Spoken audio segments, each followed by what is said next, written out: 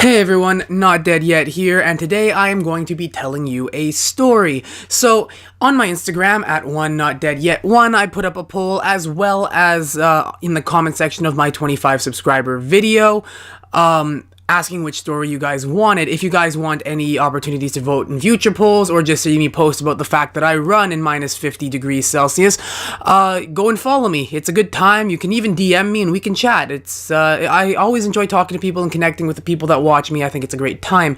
But anyway, I gave you three options. The pushing past collapse, it ain't over till it's over, and death body shot. And death body shot was the one that edged it out by a fair margin. It was like 2 or 3 votes, but hey, when, most of them get like 5 or 6, 2 or 3 means you got 10, right? So it was a pretty big margin.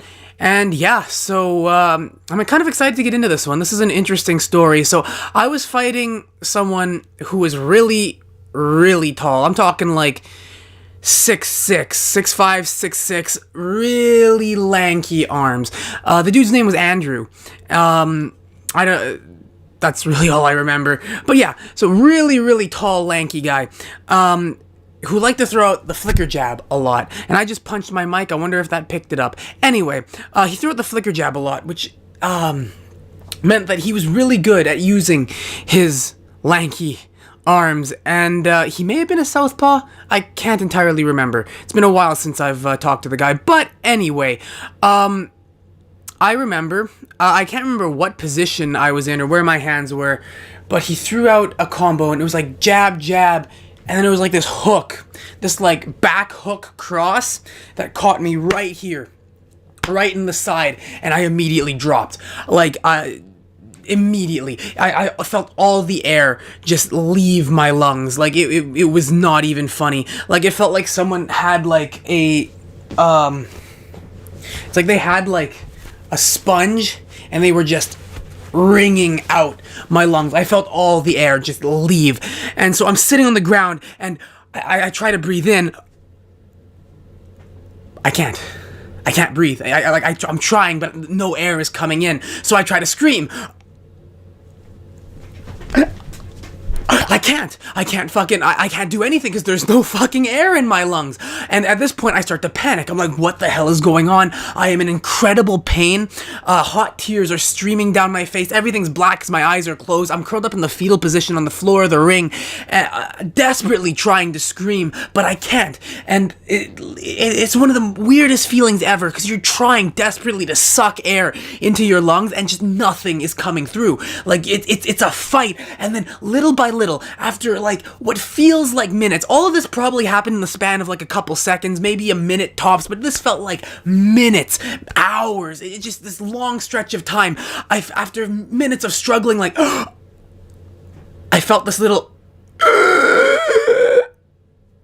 help me, help me, help me, I can't breathe. And I'm screaming this at the like top of my lungs as badly as I can, in between each and every pained and strained breath, just help, help me, I can't help. But there's nothing they can do.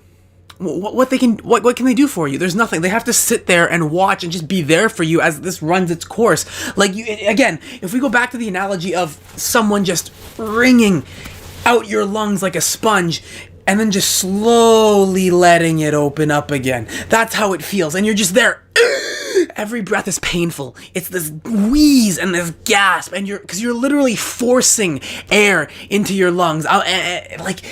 I can't describe it. It's just, you think of what it's like to fall on your back and get winded and multiply that times 10. Because, like, it's just, everything was instantaneous. The second I got hit, no air was in my lungs. It just felt so compressed, and I was struggling. I was like, help me, I need air, I can't breathe, what's going on? I don't know where I am, I don't know what's going on, I don't know, all I know is that everything hurts and I can't breathe and I'm scared, what do I do? But eventually, through all the panic and through all the pain, the wheezing, eventually starts to kind of give way to gasping, and that gasping starts to give way to actual, genuine, deep breathing, and that breathing eventually starts to slow, and you eventually just kind of start to regain your focus. You open your eyes, you look around, there's people standing around you as they watch you cry and scream on the floor as you desperately try to just regain some semblance of control and fight through the pain. And eventually you kind of, calm down and get your breath back and situate yourself, and the people pick you up. They, grab you underneath the shoulders and help you to your feet. And I was escorted to the corner of the ring, and they let me sit there and rest for about a minute. They swapped me out because I got hit in the middle of a sparring round. So they swapped me out with somebody else and let me rest for the rest of the round. And then after that, I went back in and continued sparring. Because I can't stop there. It was horrible. It was one of the worst body shots I have ever received in my entire life, and I have received a lot of body shots. Learning to be a counterpuncher, you eventually just kind of learn where weaknesses are, and I was fighting a counterpuncher, and the person that taught me counterpunching was an amazing counterpuncher, so whenever we sparred, if I made the slightest mistake, boom, I'd get hit to the body. But nothing I've ever taken was as painful as that one day. If I had to describe what I thought death felt like, it would probably be that. Because to me, what I remember of it anyway, again, I was curled up in the fetal position on the floor. My eyes were closed. So to me, it felt like I was just kind of curled up, floating in this black void. It was warm and kind of like I was almost in a liquid because of the hot tears that were down my face. I couldn't breathe, obviously. So it's just like you're not... which is something that kind of lets you know you're alive. Like, the feeling of breathing was something I wasn't doing. It was almost just like I was in suspended animation. I felt immense pain, like excruciating pain, and yet at the same time, it was almost just kind of comforting because when you're in that sort of state, your body kind of goes into shock, and you feel kind of numb. It's really hard to describe what I felt, but it was like somewhere in between excruciating pain and just numbness. I was in immense, like I was panicking, like I was freaking the hell out. But at the same time, looking back, there was the sense of immense calm, which again probably was due to the fact that my body was in shock. So yeah, like if someone said describe to me death, that is what I believe death would be like, or at least the closest thing that I could describe to the feeling of death or dying. And yeah, it was terrible. I'm pretty sure I was only on the floor for a couple seconds, maybe like 10 to 30 seconds at most, but it felt like hours. Minutes and hours went by in my head. It felt like it was an incredibly surreal experience. And yeah, once I was done, they picked me up, and I kept going. And I know a lot of people would be like, well, I would have stopped there. I just got hurt. But at the end of the day, you have to keep going. You have to learn to fight through pain like that, because you can't let something like that stop you. And that's a mentality that I've taken towards me in life, is that, like, even if I'm dealt one of the most punishing shots I have ever received in life in general, I take my moment to freak out and be hurt, but at the end of the day, I have to get up and keep going because the fight continues. I'm a boxer, I'm a fighter, and if I want to continue to climb and be better than I am now, I can't let something like that stop me. I was 12 years old when I took that shot, and I think it's one of the things that helped shape my mentality going forward. I was always someone who would never back down and would never take was never one to quit. But that was a true litmus test of my abilities and my willingness to do what it takes, and my strength of will, and my desire to push through, because a lot of people like to talk about how tough they are and how they're willing to push through. Well, on that day, years ago, 12-year-old me proved to everyone in that gym, as well as to himself, that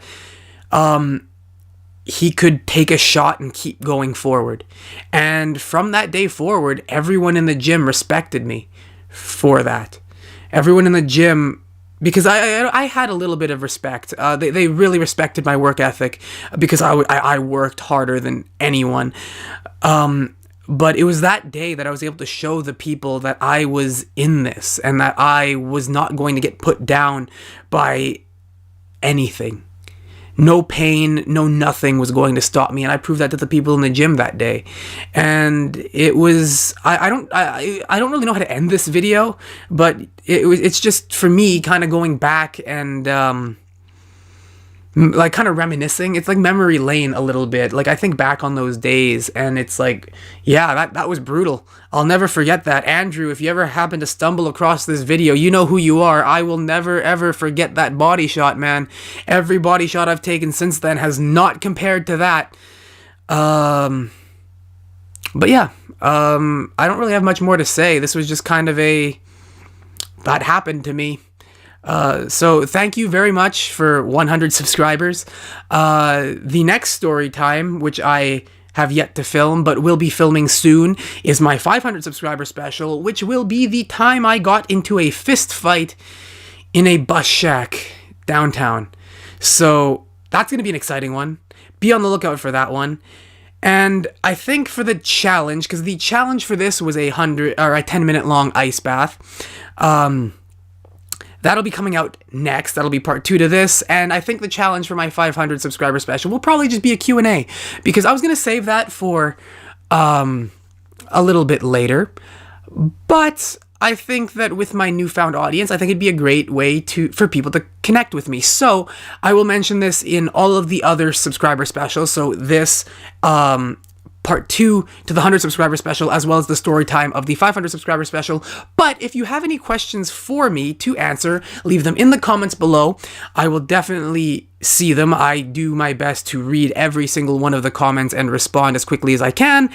And also, again, follow me on Instagram at onenotdeadyet1. There will be a poll coming up on Instagram where people can ask me their questions and send me questions for that specific Q&A. Once I am ready to film it, I'll probably be putting it out maybe a day or two before I actually do the filming of the Q&A. So if you want to get in on that. And my camera died. Okay, that's fine, whatever.